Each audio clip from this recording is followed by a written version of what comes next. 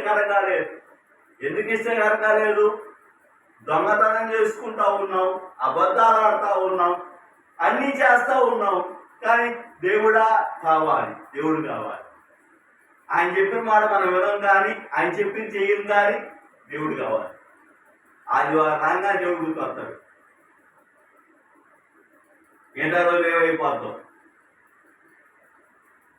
అందుకే అంటున్నాడు, ఏమన్నాడు ఇక్కడ? యెహోవా ద్రాక్షారసపాన అర్పన్నారు అర్పించుతురు, వారు అర్పించు బలులందు ఆయనకి ఇష్టం లేదు. నువ్వు ఏం చేసినా కానీ దేవునికి ఇష్టం లేదు. ఎందుకని ఇష్టం లేదు? దేవుని మాట వింటే ఇష్టం, దేవుని ఎందుకు భయభక్తులుగా ఉంటే ఇష్టం. అలాగే మనం చేసే నియామక కాలం, దేవుడు ఒక నియామకాలను నియమించాడు. ప్రతి వారికి విశ్రాంతి దినాన్ని ఒకటి నియమించాడు, పునరుద్ధాన దినాన్ని ఒకటి నియమించాడు. ఆ పునరుద్ధాన దినంలో దేవుని సన్నిధిలో చేరాలి. అలాగే పండుగలు, ఏ పండుగలు? ఎవరి కోసం పండుగలు? మన కోసమే కానీ పండుగలు దేవుని కోసమే కాదు. పండుగ పెట్టింది ఎందుకు? మనం మారామా లేదా? మన జీవితాలు మారినయా లేదా? పండగ పోయి చెప్పుడు బతకడమే కానీ, తినడమే కానీ ఇప్పుడు మనం మారింది ఏమైనా ఉందా? అలాగే దొంగతనాలు చేసుకుంటా ఉన్నాం, ఒకళ్ళ మీద ఒకళ్ళు చెప్పుకుంటా ఉన్నాం. వాళ్ళు అట్టాడు, ఈయనట్టాడు. ఒక పాటల విషయంలోనే మా స్నేహితుడు ఫోన్ చేసి ఆ మాట నాకే ఆశ్చర్యం వేసింది. మనుషులు ఎంతగా పాపం చేయడానికి ఎంత ఇదైపోతున్నారంటే, ఎవడో వాడెంతో కష్టపడి పాట పాడితే ఆ పాట పొద్దు తీసేసి ఆ బీజకి పెట్టి వీళ్ళు పాటలు పాడుతూ ఉన్నారంటే అర్థమైంది. రేపొద్దు ఎన్ని సాక్ష్యం కాదా మన దేవుని దగ్గర? ఎన్ని సాక్ష్యం కాదా మనకు? మనం చేసేదే దొంగతనం, మనం చేసేదే అబద్ధాలు, ఇవన్నీ రేపు దేవుని దగ్గర సాక్ష్యం కాదా? లోకానికి మనం ఏం బోధిస్తాం? అబద్ధాలు అన్నయ్యా, మోసం చేయనయ్యా, ఇదే మనం బోధించేది. అందుకే అన్నాడయ్యా, మీరు అర్పించే అర్పణలు నాకు ఇష్టం లేదయ్యా. తర్వాత మాట చూద్దాం ఏమన్నాడు పై వాక్యంలో. వారు ఆహారముగా పుచ్చుకున్నది ప్రలాపం చేయవారి ఆహారం వలె నగును, వారి భుజించు వారందరూ అపవిత్రులు. తమ ఆహారం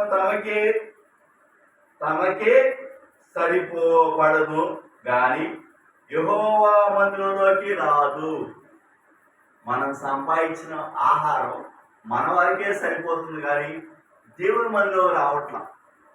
దేవుని మందిరంలో ఏ ఆహారం కావాలి? దేవునికి ఇష్టకరమైన ఆహారం కావాలి. దేవునికి ఇష్టకరమైన ఆహారం ఏంటి?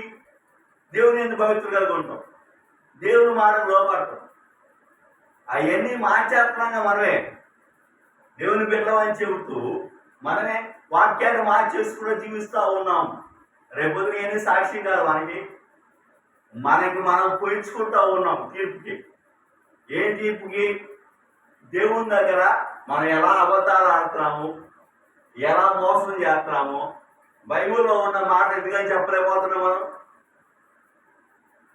ఎందుకని పరిశుద్ధం ఉండలేకపోతున్నాం? లోకంతో మనకేం పని? యేసుక్రీస్తు వారు లోకంతో సావాసం చేయడానికి లోకంలోకి వచ్చింది. రక్షకుడు పుట్టాడు. ఏ రక్షకుడు పుట్టాడయ్యా? లోక రక్షకుడు పుట్టాడు. లోకంలో ఉన్నవారిని రక్షించడం కోసం. మనం కూడా లోకంతో కలిసి కాదు చేయాల్సిన పని, లోకంతో వేరుగా ఉండి దేవుని పని చేయాలి, పరిశుద్ధంగా ఉండాలి. మనమే అబద్ధాలు ఆడుతున్నాం, మనమే దొంగతనం చేస్తా ఉన్నాం. మనం ఏం చెబుతాం సమాజానికి? ఒకసారి గుడ్డి మీద చేసుకుని ఆలోచించు, ఎలా బ్రతుకుతున్నాం మనం? మంది ఒక బ్రతికేనా? దేవుని బిడ్డలు అంటున్నాం, అబద్ధాలు ఆడుకుంటా ఉన్నాం, మోసాలు చేస్తా ఉన్నాం. ఎక్కడ నువ్వు మారింది? ఎక్కడ? ఎన్ని సంవత్సరాలు చూడాలి దేవుడు నిన్ను? ఎన్ని సంవత్సరాలు ఇస్తే నువ్వు మారుతావు? బైబిల్లో ఉన్న వాక్యం నిజాలు మాట్లాడడం చేత కాదు మనకి మరి. ఉన్నది ఉన్నాడు బైబిల్లో ఉన్న మాటలు చెప్పుకోవడం చేత కాదు మనకి. బైబిల్లో ఎన్ని మాటలు ఉన్నాయి, విలువైన మాటలు, ఎన్ని విలువైన మాటలు ఉన్నాయి. అలాగే బైబిల్